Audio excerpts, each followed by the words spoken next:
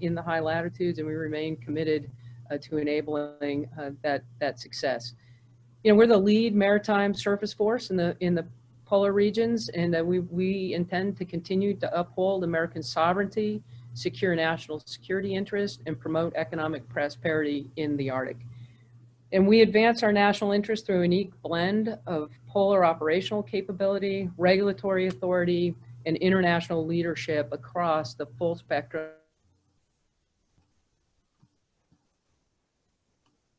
geostrategic context,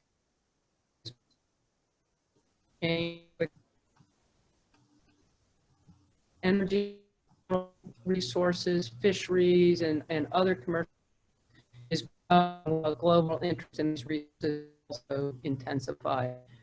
In the Arctic, presence at sea and import to help safeguard the nation's Arctic communities, environment, and the economy. Currently, the Coast Guard operates the nation's only ice fleet. It's 8% surface military in the polar regions, and we'll do this with only 2 cutters.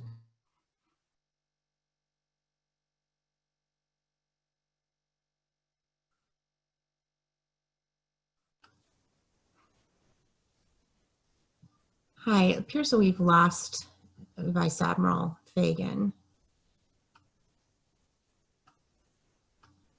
Yeah, my end as well.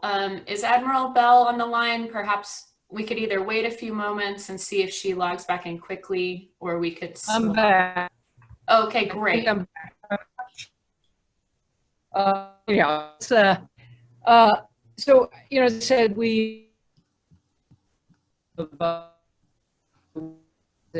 as a nation, one heavy icebreaker, the Polar Star, and a medium icebreaker. In fact, my very first year in Polar Star, in the that were. And this is a sufficient level of presence that we need to generate as a nation. We need a leading force in this area. So other countries have obviously expressed quite a bit of interest and are racing to increase their presence in the Arctic. Russia currently operates over 50 polar class icebreakers, and they have 3 new heavy nuclear icebreakers that are under construction. With extensive coastlines and human activity in the high latitudes, Russia has notional plans for another 6 heavy nuclear icebreakers, as well as diesel and LNG powered icebreakers, including some that will contain weapon systems. China's announced plans to build both conventional and nuclear heavy icebreakers. If China begins construction of a heavy icebreaker in 2020 or 2021, that ship will very likely be complete before the first polar security cutter is ready. And China could surpass the US by 2025 with icebreaking capability. Operationally, the Coast Guard's 2019 Arctic Strategic Outlook is very clear on what our capability and needs are. We need sufficient heavy icebreaking vessels, such as the polar security cutters and medium icebreakers, and reliable high latitude communications, and a comprehensive understanding of anything associated with the maritime domain that could impact security, safety, the economy, or the environment of the United States. And this includes sufficient personnel and aviation assets capable of operating in remote and austere Arctic environments. In other words, ship and all of the capabilities that enable that ship to operate in the high latitudes. So there is a lot of good news, though. The administration and Congress have recognized the importance of expanding our polar fleet. And in April of 2019, the Navy and the Coast Guard awarded contract to VT Halter for construction of the polar security cutter. And the initial award includes non-recurring engineering, detailed design and construction of the first polar security cutter, and has options for construction of 2 additional hulls. The President's budget, FY21 President's budget, includes $555 million for the Polar Security Program and includes initial funding for the construction of a 2nd cutter. Despite the pandemic, the program remains on an accelerated acquisition schedule, and construction of the first Polar Security Cutter It's planned to begin in 2021 with delivery in 2024. And I can tell you, we are really excited as a service to see those polar security cutters coming into reality. The Coast Guard needs additional polar icebreakers to execute maritime national security objectives and support economic, commercial, and scientific interest to meet the President's requirement for persistent presence in the polar regions. The Arctic is about more than just icebreakers. It's about governance, enforcing international treaties and norms. The Coast Guard has a global presence and works with all nations to further acceptable maritime behavior.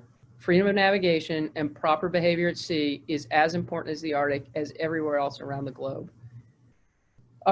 Through strong partnerships, those that we have with Alaskans and the many interagency components that operate in Alaska, we remain absolutely committed to those partnerships. They're essential to our ongoing conversations and our further success for the nation. Thank you very much for an opportunity to be a part of today's important dialogue. I'm really looking forward to the discussion. I know we've got a number of questions that we're going to work through, and I'll turn it back over to Rachel for Admiral Bell's comments. Thank you. Thank you, Admiral. Up next, we have Rear Admiral Matthew Bell. Rear Admiral Bell assumed the duties of Commander the 17th Coast Guard District in May 2018. He is responsible for Coast Guard operations throughout Alaska, the North Pacific Ocean, Arctic Ocean, and Bering Sea, which includes protecting life and property, enforcing federal laws and treaties, preserving living marine resources, and promoting national security. Thank you so much for joining us this morning, Rear Admiral. We're happy to have you. Yes, good morning, Rachel, and thanks for the invitation and opportunity to speak today. And of course, I can say anytime I get a chance to talk about Alaska, the Arctic, or the Coast Guard, I'm all in.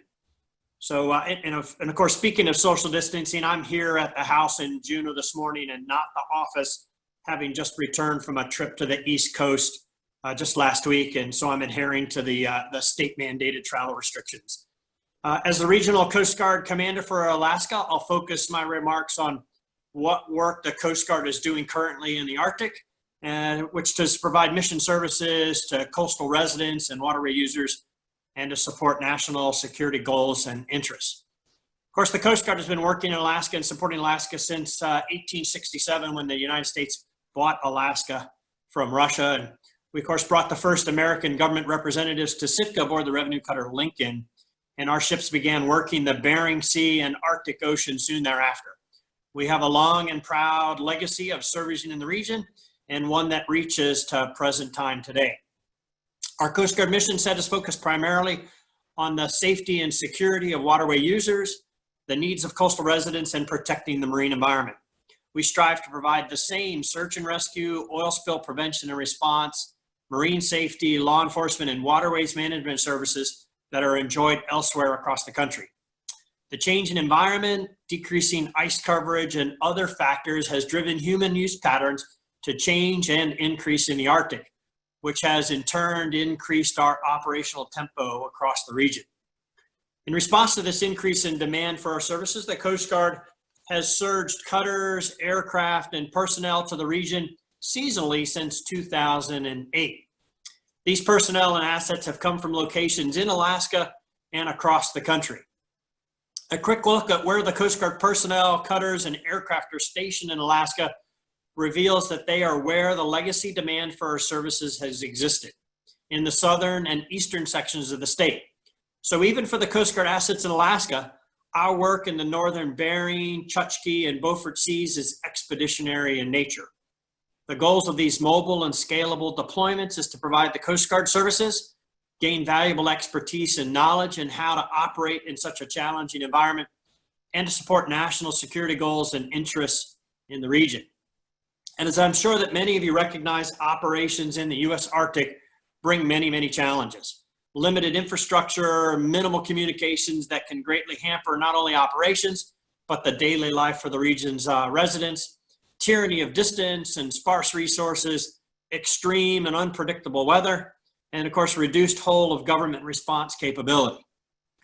All of this results in acceptance of higher risk for those that operate here. Our activities in the Arctic are designed to support and achieve the Coast Guard's strategic goals for the region. We enhance capability to operate effectively in the dynamic Arctic domain. A major part of this goal is to work with the Alaska Native residents in the region to learn from and gain from the benefits of their vast knowledge and experience in the environment. I can say that the Coast Guard would not be able to work safely in the region without these insights. And of course, we look to strengthen the rules-based orders, which means in part, maintaining strong relationships with other Arctic nations and promoting the Arctic's use consistent with longstanding international laws and norms. And of course, innovation and adaptation to promote resilience and prosperity in the region is vital as we continue to move and look forward. While I believe the Coast Guard has been largely successful in meeting its responsibility in the U.S. Arctic, there has been one obvious and significant shortfall. That has been the ability to assure access to and presence in the Arctic year-round so that the United States can exert its appropriate sovereign control of the region, provide a complete set of Coast Guard mission services, and support national security and defense goals. And that issue was covered, I think, more completely by Vice Admiral Fagan, and I'm sure will be the topic of further discussions today. So I'd like to kind of end my comments there and again, appreciate the invitation and really look forward to the questions and the dialogue that's going to follow. So with that, Rachel, I'll turn it back over to you. Thanks. Thanks so much for that update. We'll dive into some questions now. And of course, Commonwealth North Director Juanetta, who's on the line here, feel free to interrupt me as need be to keep us on time or pivot accordingly. So first question to you both. Generally, what does the President's memorandum on safeguarding U.S. national interests in the Arctic and Antarctic regions mean for the Coast Guard? Hey, thanks, Rachel, and I'll kind of start with that. Right, the President's memo directed the Coast Guard and the interagency to conduct a holistic analysis of ice-breaking capabilities, and the memo asked the Coast Guard to identify both foreign and domestic basing options. It did not require then any detailed analysis of basing and logistics, but recognizes that that is part of the conversation that we need to have as a nation and an interagency moving forward. And let me just talk a little bit about some of the investment that we've got in Alaska now. So about 10% of the Coast Guard's real property is located in Alaska, and acknowledge the need for capital investment, that it becomes more critical. Just given the distances of operating in the state of Alaska and in the North Slope. Many of our participants will know that we're committed to 6 of the new fast response cutters and 2 of the offshore patrol cutters to be home ported in Alaska, and we continue to work towards those critical investments, both docks and housing and family support. Right, the ship doesn't come without a crew, and those crews have families, and with logistics and maintenance needs, and we're working through that. In the past couple of years, we've built a new hangar for the forward deployed helicopters in Cold Bay. There's 20 new housing units in Kodiak. We've transitioned from C-130Hs to Js at Kodiak. I think this just really reflects some of the ongoing commitment of the Coast Guard. But so the memo and the direction to provide this holistic analysis, means that we're having exactly the conversation we need to have as a nation and as an interagency to fully address all of the pieces. The polar security cutter being a part of the broader national security imperative in the Arctic, and it really does require a whole of government interagency conversation, and we were really happy to participate in our piece and answer the President's memo, and are excited about the administration and the country's recognition of how critical the high latitudes are for our own national security and sovereignty. And I'll pause there. Thank you. Thank you, Admiral. Rear Admiral Bell, you referenced in your remarks the priority of learning from and working with Alaska's indigenous communities and leaders. What input from Alaskans are you seeking on the President's memo request for a 60-day plan on icebreakers?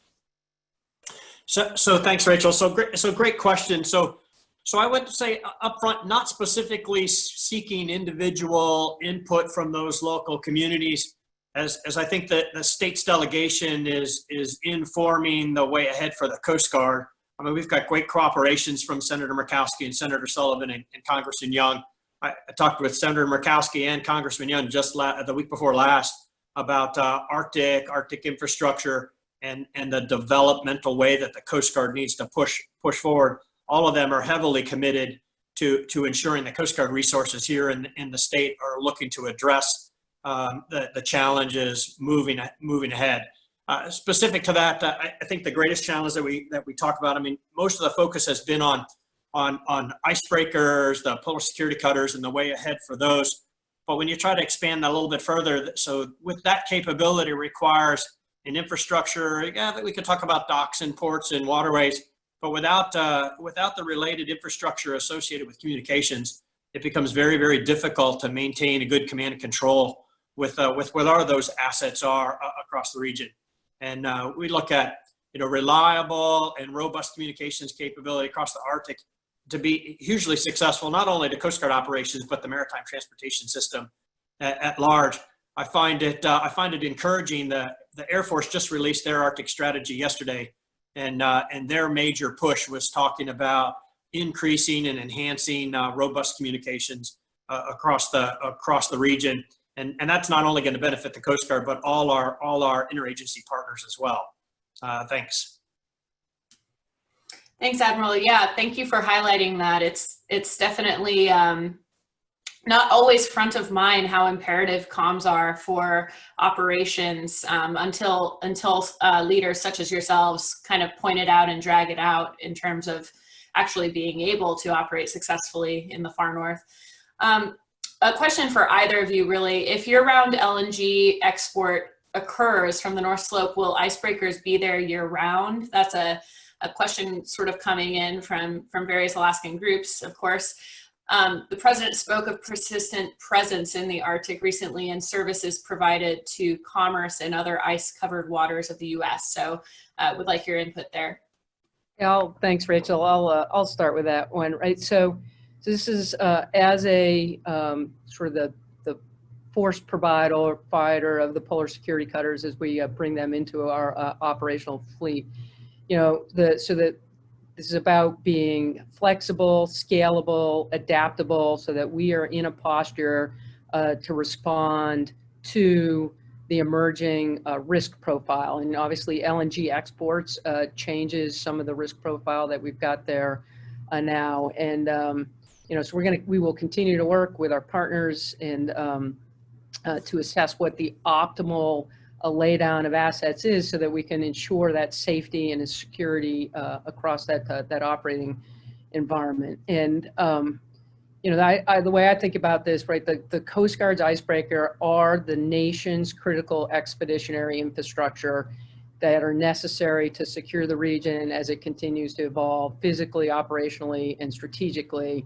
And so then the question becomes, how do we best posture expeditionary force for forward operations? And we've talked a little bit about all the key enablers that need to go with that: communications, support infrastructure that might help enable that. But then we don't often talk about communications. We don't often talk about the back-end logistics that it takes to forward project a frontline operating unit into the high latitudes, and that's all part of the conversation that's ongoing to ensure that, again, we're postured to meet the emerging security and operating risk in a nimble, flexible, scalable way. And we're having that with our partners in the region, and really looking forward to how that conversation emerges. Because while the Coast Guard will operate the ships, we're operating a national asset that is providing for our presence in national security. Thanks. Thank you. To stick with you for a minute, Vice Admiral Fagan, you mentioned the Coast Guard 2019 Arctic strategy in your opening remarks. Can you tell us a little bit more about the strategy and specifically which components are in progress right now in 2020? Yep, no, thanks, thanks Rachel for the question. So in 2013, we released our first Arctic strategy, and the vision was to ensure safe, secure, environmentally responsible maritime activity in the U.S. Arctic waters. And that strategy acknowledged limited surveillance, monitoring, and information systems, acknowledged some of the capabilities, limitations, and challenges that we had, talked to maritime governance and sovereignty, and also, addressed the desire to continue to protect our natural resources and control the maritime border that's there. And the 2013 strategy recognized, success in the Arctic requires a collective effort across both public and private sectors to include collaborative forums, domestic and international partnerships, and engagement with local communities. And so, since that document came out in 2013 until the revised document that came out in 2019, the great news is all of those engagements and collaborative bodies like this one have just continued to mature and really helped drive a rich conversation. So in 2013, we thought we could maybe need to update that in 10 years. We obviously didn't get to the 10-year point because the just the security and economic and environmental trends in the region have really accelerated, and it led us to conclude that we needed to update that strategy in 2019. And so there's three complementary lines of effort in the 2019 Arctic strategy. The first is we'll enhance our own capability to operate effectively in the dynamic Arctic region. The second, we'll take action to strengthen a rules-based order, rules-based maritime environment. This is consistent with a number of regions around the world. And then third, we'll innovate and adapt to promote resiliency and prosperity in the Arctic. And at the heart of the Arctic strategy is partnership and collaboration. Collaboration with federal, state, local, and tribal governments, as well as our international partners, who share a commitment to this maritime strategy and governance. So we're excited about the 2019 strategy, and we're excited about the timeline we're on for the Polar Security Cutter. And again, appreciate forums like this and other opportunities where we as members and citizens of the country can collaborate to build the most nimble, effective system for ensuring our our sovereignty and security and protection of the environment in the Arctic, which is so critical to the nation. But thanks, Rachel. Thank you, Admiral.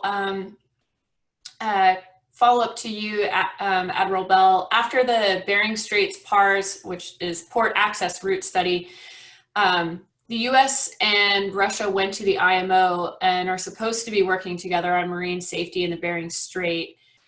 How has this turned out, and what would make it better? So I think thanks for the question, Rachel. I think it's been a great example of the cooperative effort that I have with my counterpart in Kamchatka. We work extensively on law enforcement and efforts to gain visibility on both sides of that waterway. To the success there, that route study through the Bering Straits has worked effectively. IMO signed off on it relatively efficiently. We've got great visibility on the Russian traffic that's on the western side of the line, and of course the U.S. traffic on the eastern side has progressed as well. That cooperative effort that we have with my counterpart extends beyond just law enforcement, but waterways management. We're improving the capabilities that we have for search and rescue and marine pollution response. We've done a couple of tabletop exercises with them in the past, which only continues to improve as we move forward. I think it's interesting when we compare our relationship that we have with Canadians is much more robust here. here in Southeast, and as we get up toward the Arctic, we have a much stronger cooperative strategy with our Canadian partners, and we're looking to try to grow that same relationship with those counterparts in Russia. The efforts to help influence the IMO was a great cooperative efforts on both the countries. I think that will only continue to improve our posture and relationship going forward as we continue to expand on those efforts across the entire Arctic and not just here in Alaska. Thanks. Thank you. Sticking with that dialogue and jump in if you'd like, Admiral Fagan. We did have a question that's similar in nature. Obviously, cooperating with other Arctic nations is important to address common challenges in the region for the U.S. and the U.S. Coast Guard. Can you expand, seeing as you've already touched on the collaboration with Canada and Russia on shipping routes, and can you expand on any other areas that there's been strong collaboration, or you're specifically in a subject area working to collaborate further with any Arctic states?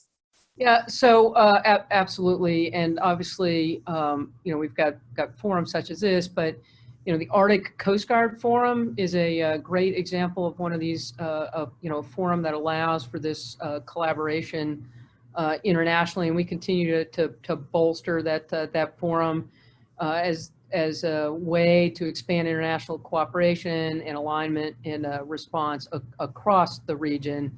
And we continue to maintain a leadership role in that forum, because getting after governance and the rule of law, requires that kind of an international cooperation. And so, like I say, there's the Arctic Coast Guard Forum, we've got the Arctic Council, the International Maritime Organization plays a role, and we remain, absolutely engaged in a meaningful and leading way to help drive some of those conversations internationally. There's another forum that is probably worth talking about a little bit is the North Pacific Coast Guard Forum. And then there's an operating piece of that occurs every summer through North Pacific Guard. And it helps, generate cooperative relationships between the members. And so the North Pacific Coast Guard Forum is, it's the US, Japan, Korea, Canada, China, and Russia, and it is an important venue to continue these kinds of collaborations. As Admiral Bell mentioned, we maintain joint contingency plans with Russia and Canada, and these are really long-standing collaborative discussions that we've got with both of those nations. And then, on the sort of what I'll call the Eastern Arctic, in the Greenland, Iceland, Denmark, all those collaborations continue as well. As the environment becomes more ice-free, and we see the increase in human activity up there, having strong international venues for this conversation and trust partnerships become even more critical as we move forward, and the Coast Guard remains absolutely engaged in those discussions. Thanks. So hey, Rachel, Admiral Bell here. Let me just add two additional points to Admiral Fagan's comments there. So tactfully speaking, so we have both cutters Healy and Monroe that are operating in the northern Bering Sea today, and actually have plans to move up into the Bering Straits in the coming days.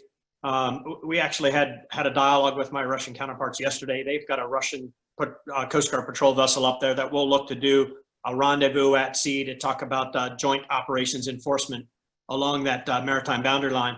But then as you move further north, the cooperative efforts across I'll call it the research communities. We had 18 international ships represented in the Arctic this past year, all doing science to elevate the understanding of what's going on in and around the Arctic. And that sharing of that information, sharing of that knowledge is gonna hugely impactful, not only on what folks understand the Arctic today, but more important, understand the changes that we're all seeing exponentially here in the coming years. So I think that falls. We don't see a lot of that cooperative, collaborative efforts, although those scientists on each of those research vessels are all intricately linked in expanding the knowledge and understanding of what's going on in the Arctic.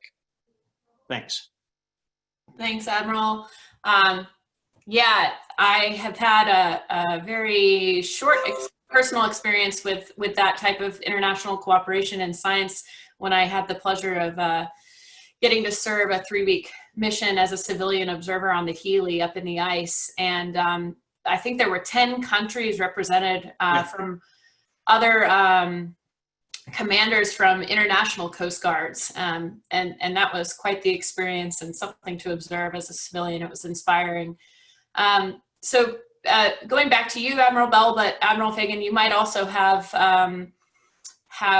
points to make on this. And I actually only have 2 sort of canned questions from the study group left on my list. So Juanetta, if you care to jump in on how we'll use the remaining time after that, that'd be great.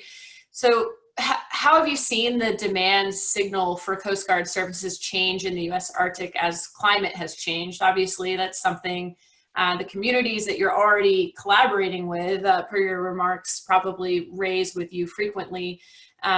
We're curious, what has the Coast Guard done to meet those mission demands, and what do you project for the future? Yeah, so thanks, Rachel. So great question. Up front, I would tell you, is the demand signal for the Coast Guard, greater or increased over time? That's an absolute yes. The Coast Guard is really good at working in this austere environment, and so that demand signal can only increase. Our Coast Guard mission sets focus primarily on safety and security for those waterway users and the needs of the coastal residents, and of course protecting that environment. As such, changing that environment and other factors have, of course, driven human use patterns to change as well in the Arctic. And I think we have to adjust to that. That only increases that demand and the operational tempo that we have in the region. We talk about our current operations. So we have 2 helicopters right now forward deployed to Kotzebue that provides an overt Coast Guard presence, mostly for search and rescue, but they also do law enforcement. They do area familiarization. They do community outreach. They try to enhance our communications or understanding of our communications capabilities. That runs from early July and runs through October, and we'll continue to see that in the years to come. Would I expect us to see a demand in that increase? Absolutely, especially when you talk about the shoulder seasons. That's the ice retreating and the ice forming at the edge of the winter season that only increases the amount of human activity that's associated. There's a natural occurrence or a natural drive to have more Coast Guard resources, especially in those very unpredictable shoulder seasons in the Arctic. And I would tell you, in the future, based on the data that we've been looking at and our predictions, I can only expect those increases to occur, especially as the ice becomes even more unpredictable, and an increase in vessel traffic, whether that's tourism or ecotourism, or even increases on North Slope productions, as you talked about LNG earlier. And I can only see that demand for whether that's cooperative vessel traffic systems or mandatory systems, and cooperation between our partners, especially to the east with Canada and then to the west with Russia, is only going to increase going forward. It's a great question, and it's going to continue to be dynamic times moving forward. I hope that kind of gives you a perspective of where we sit now. Hey, so Rachel, let me. So the short answer is yes to everything that Matt Bell just shared with us, and the challenge we face as a nation. So we know where we are right now, and we're making investments in ships and the kinds of enablers that you need to enable success of those ships, trying to anticipate what the demand and the risk is going to look like in 10 years time, 20 years time, 50 years time. And so the ice is likely to continue to diminish. It's certainly the path we've seen. Human activity will increase. We've seen that as well, and it fluctuates year to year, but that is generally the trend line. which will continue to drive a significant demand signal for Coast Guard operations and presence. And right, presence equals influence. So as we talk beyond just the immediate risk to environment or risk to people in the Arctic, and we've talked about the forums and U.S. leadership in the Arctic, generating presence, ship presence becomes really a key component of that leadership. And so beyond the search and rescue, environmental rescue, and the other things that the Coast Guard does, and as we look from a national sovereignty perspective, right, and we're committed to a rules-based order, and again, presence helps drive you to a rules-based order. And so, as we continue to engage as a nation in the interagency and across this, the way I think about this is about being flexible, nimble, scalable, expeditionary, and whatever and however the pieces of that come together to ensure that we meet the needs today, as well as are postured to meet emerging risk and needs, 5, 10, 20 years down the line. None of us have a crystal ball. You can see the trends that you need to posture against. But again, ensuring that we're in a posture that doesn't lock us in or fix us someplace that all of a sudden the geopolitics or other risk profile moves on and we're now out of position in a way that's hard to recover from. And those are some of those conversations and the analysis that's ongoing right now. Thanks. Thanks, Admiral. Yeah, that type of positioning based on strategy and not wanting to get locked in with so many moving pieces makes a lot of sense, especially when you're considering an entire branch of the military. So I have one more question I'm going to pose here, but we have exactly 15 minutes, according to my clock, left in the session. And Juanetta has let me know that it would be fine for folks to put in the chat to her questions. But real quickly, as people sort of prepare to start doing that, I'll shoot one last question to you, which is more of like a personal question. Is there anything that the Coast Guard is working on right now, Arctic related, that is just in particular exciting or sort of a passion project or passion area for you as individuals? Obviously, you're leaders and speaking on behalf of the Coast Guard, but we all know that for those of us who love our work, right, there's always sort of passion projects or certain areas that you're particularly energized by. Hey, thanks, Rachel. So for me, it's the Polar Security Cutter. As you know, I shared with you my first, as a young ensign, back in the mid 80s, I reported aboard the Polar Star and, had the opportunity to sail to Antarctica and do a deep freeze, and then also spent time up off Barrow in an Arctic West summer, and it's just an incredible area to get to visit and operate in, and it was really just a privilege that not many people get the opportunity. I remember seeing polar bears and walruses and just all of that goes with the pristine environment that's up there in the high latitudes. And so we've talked about the need for an icebreaker as a service and as a country for many years, and to see those coming to fruition with all of the capacity and presence that they're going to bring into the Arctic. I'm really excited about it. I don't know if I'll still be in uniform when we start to bring those online and fully operational ready, but I know I'm going to watch that with just great interest, because it's I'm excited for us as a service, and I'm excited for us as a nation that we've committed to that increased capability, and I love having that conversation. And like I said, I can't wait to see one of them out of the shipyard with the racing stripe on it, and deemed fully operational, and then up in the Arctic operating. Thanks. Well, if you're not in uniform at that time, ma'am, I surely hope that they'll let you go on a mission, just to give you extra kudos for all the hard work you've done to get it there. Admiral Bell?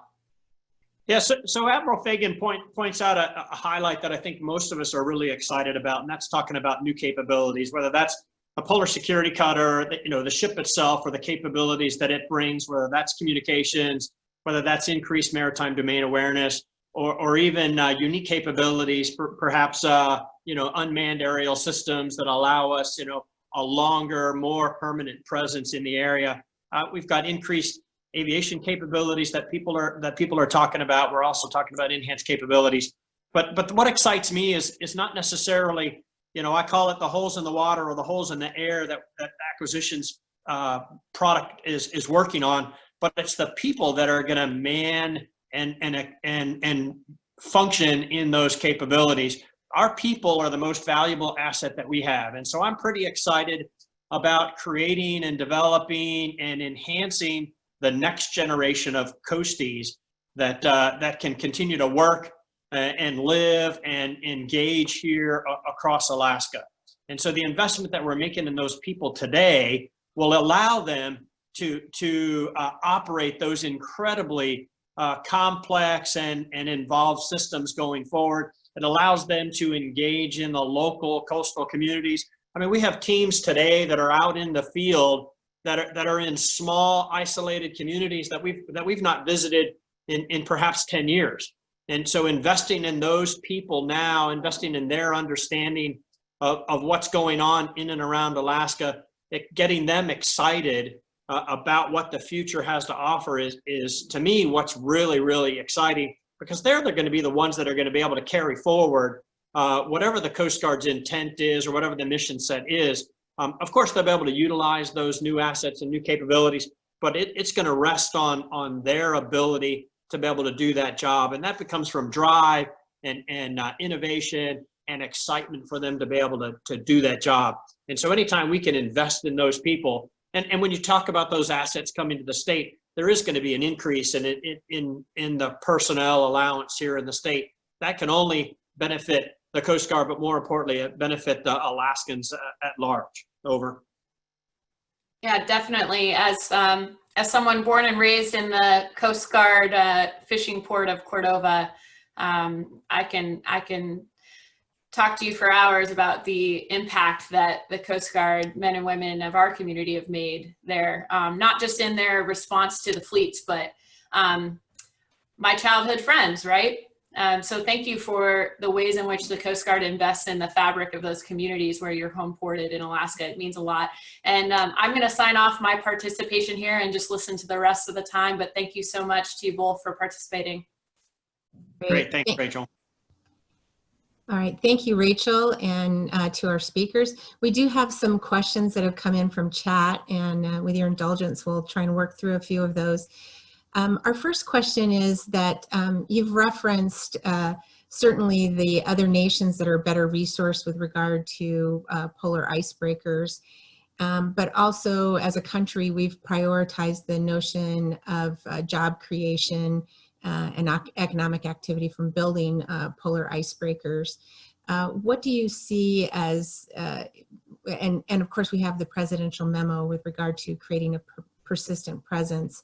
What will it take, do you think, to accelerate the development of polar icebreakers? And is it possible that we might look outside our country to build additional icebreakers? Let me take a stab at that. So as I mentioned, right, in April of 2019, we contracted with VH Halter Marine for detailed design and construction on the polar security cutter. And that is on an accelerated acquisition project. The the design activities are underway, and we continue to move towards kind of those final detailed design. The construction will begin in 2021, and a ship in 2024. And so that if you're familiar at all with major shipbuilding acquisitions, that's a very aggressive timeline for us as a country. The last time we built heavy icebreakers, right? So the Polar Star was commissioned in 1976, and so it's a we have that capacity and ability in the country, but we're definitely kind of, it's not something that we've continued to do. So for for U.S. Combatants and military vessels, U.S. Military vessels, which Coast Guard vessels are, those need to be built in the United States. I know the folks out there, and so I'm gonna bring up the memo, the cabinet memo that we got that talked about gapping strategies and how we might between where we are right now in 2024 for the first polar security cutter and then onward to the second community cutter, how we might as a nation provide some gapping strategy. And so that analysis is ongoing, and it does include looking at a potential to lease an icebreaker to meet mission needs. But we're working with our partners and across the interagency to analyze those options with regard to really becomes requirement, right? What is the requirement now and moving forward, and might there be some mitigating strategy, gapping strategies as we move through an accelerated process to delivery of that first polar security cutter in 2024. Thanks. Great. We do have a a question regarding the Corps of Engineer findings regarding a port, and if and when a port in Nome is constructed, what do you see as the potential for a small integrated Coast Guard station in Nome to support both maritime and air operations? So, I'm familiar with the conversations in Nome, and so the Coast Guard does not have a requirement for a deep draft port in the Arctic. However, and I want to, the emphasis here is on this. This is a whole of government conversation with regard to the nation's need for port infrastructure and investment, and where we need to develop ports, boost the economic and strategic advantage of the nation in the region. And so that is the whole of government interagency conversation going on there, and the infrastructure as it gets developed and prioritized as a nation is then something we and other vessels operating in the region would benefit from. But so it's not a specific requirement to us. We need to think about it from a national perspective. What do we need as a nation to ensure presence and national sovereignty in the region? And we continue to stay engaged in that conversation as it moves forward. Thanks. Great, thank you. Well, we are coming up on 4 minutes to 9, and I wanted to toss to Mead Treadwell, our one of our study group co-chairs, for a final question. Mead, do you want to pose your question?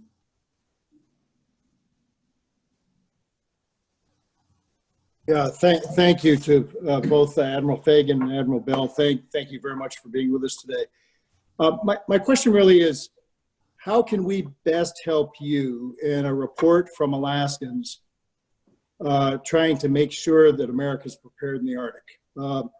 I think we agree with I think our study group will probably agree with the 6 icebreaker component. I think we may slightly disagree with what Admiral Fagan just said about the need for Arctic ports, deep water ports. I think there's a good argument for the Coast Guard to need them, though I don't, I don't want you to be stuck with the bill for them, if you know what I'm saying. But I guess the question is, how can we be most helpful to you as this study group report comes along? And second, because Alaskan input wasn't sought in this, where would it be helpful to have input to get what we need to get? It's a little concerning to me that the president's memo looked at this, but didn't look at interaction with commerce. And I'm involved with the LNG project that's going to bring a number of private icebreakers to the Arctic. It didn't talk to the communities and the companies that are working on the ports. And frankly, if you're going to get the collaboration that you need and the joint investment that you need, it's pretty important there. So anyway, how can we most be helpful in our report? Hey, thanks. I'll start, Mead, and then give Matt a chance to weigh in too. Right. So, we used some of the when we did the holistic analysis with regard to the presidential memo, we did use analysis that had was informed by previous public engagement. I just want to reaffirm one, our commitment to the partnership and interagency engagement. It's critical to the nation, to the state of Alaska, to the Coast Guard, that it becomes a holistic, it continues as a holistic in conversation. So we acknowledge and make prioritized investments and have a shared view on what infrastructure and enablers are going to be required for successful operations in the presence and operations in the high latitude. And, as you know, this isn't the Air Force's public their strategy, Navy's got a strategy, Coast Guard's got a strategy. This is why, keep emphasizing the whole of nation approach. And so, what's helpful is to continue to advocate for what that right-sized investment looks like, particularly for folks that are living and working in Alaska, because a deep water port in Nome isn't just a Coast Guard port. It is part of the enablers that allow Coast Guard ships and others to forward deploy, and whether it's supporting increased maritime personnel or generating national sovereignty, ensuring the safety and security of the waterways. It's broadly defined. And so the way I think about the problem, these are conversations about infrastructure and enablers that are bigger than the Coast Guard. And so, groups like this that can help identify that and advocate for it across the totality of the nation and the departments that are involved, that's just continues to be helpful. And again, we've got a long track record of how we partner and engage both internationally and with local, federal, tribal communities, and we are 100% committed to that as we continue to move forward. It's a great example, right? There's no one right answer, but together we come up with an optimized answer, as opposed to something that is not going to serve us well as a nation. And this is about our own national security and sovereignty. But appreciate the opportunity to answer that, Mead. Let me turn it over to Matt, see if he wants to add something. Yeah. Thanks, ma'am. So Mead, it's a great question, and I would ask you to continue to lean in with your advocacy, especially from a Alaska Arctic Center focus, because any additional resources or capability that the Coast Guard adds to their inventory is only going to benefit Alaskans at large and Alaska as a state. I would ask you to also continue to engage on the interagency. If we're just focused on Coast Guard assets or Coast Guard capability, I think we're going to fall short in the larger Arctic challenges that we face, because as we see in Alaska all the time, there's no one entity or no one governmental agency that has the right resources or people or capabilities to get after this. And whatever we solve in the end is going to have to be a holistic interagency effort to make that happen.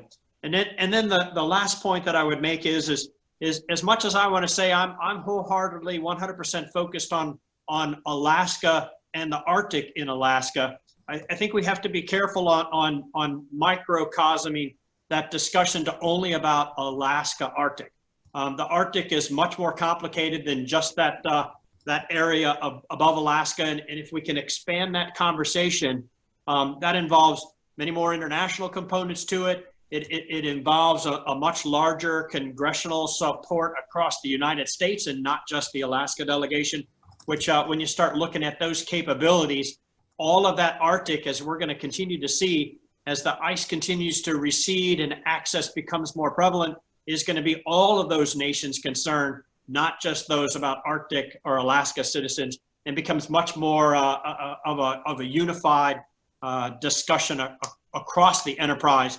And I think that in itself will gain much more support, especially when we get to the challenges of talking about capability and capacity and priorities across the whole of government, but more importantly, inside the Coast Guard. If we can have that dialogue, that engagement, that advocacy will help us, I think, in the much larger, broader terms.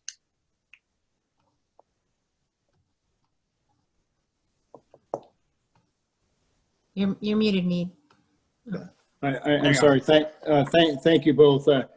To both of you admirals, we had come into this today thinking about doing a resolution at Commonwealth North to you and the other agencies on the presidential memo and the congressional delegation, kind of calling for a little bit tighter collaboration on the ports, a little bit tighter collaboration on the commercial needs, a little bit tighter collaboration on the natural resource needs. And I guess very specifically, I'll say this. We've learned a lot in the whole last year, Matt, since I came to you on LNG and said we might need a cutter there all the time. I don't think we need it all the time, but there's some years where we can probably predict where we need it. On the natural resource development, I know the state hasn't been asked specifically, you know, what are your plans in natural resource development and how does that affect the need for icebreakers? On the ports, we heard from Gail Schubert, who's one of our co-chairs, and we've heard from NOAA, and we've heard from the mayor of the Northwest Arctic Borough, and they have a very specific plan that basically needs a federal partnership, and the state hasn't been brought to the table, and these communities haven't been brought to the table. And while I can give nothing but kudos to the Coast Guard for being out there in the communities and listening, it's a little bit disturbing to us that you had this process and nobody formally asked the Alaskans. And, you know, if you can take that back to the interagency process, we convened this study group to try to give Alaskans a better voice in this process. And there's very solid technical and economic information that other entities are making decisions on that the federal government is not aware of, that I think they should be aware of. So. Okay, all right. Well, we are a little past time at this point. So I want to again thank our speakers, Vice Admiral Linda Fagan, Rear Admiral Matthew Bell, and also to our collaborator, Arctic Encounter Symposium, and Rachel Calander. And as well, we want to just remind everyone that to sign up for future sessions for the Arctic Policy Study Group, and you need to opt in to receive those notices. That information is available in the chat window. And also want to just remind you that we have some additional programming today. At noon, we have a program focused on well, lending and investing during this time of the COVID pandemic. It's called the Opportunity from Chaos. And we have speakers from the Alaska Industrial Export and Development Authority, and also from Northern Bank and the 49th State Angel Fund. So please join us for that program. You can register at commonwealthnorth.org, and I've provided a link in the chat window as well. And also, okay, I'm getting a note that the link for the future sessions doesn't work. I apologize for that. Please visit commonwealth.north.org and look for the Arctic Policy Study Group, or there's a link on the main page as well to sign up for notices. With that, thank everybody for participating. I'll stay online for a moment for anybody that's still looking for information in the chat window. Again, thanks to everybody for joining us today. Thank you. Thanks, appreciate it.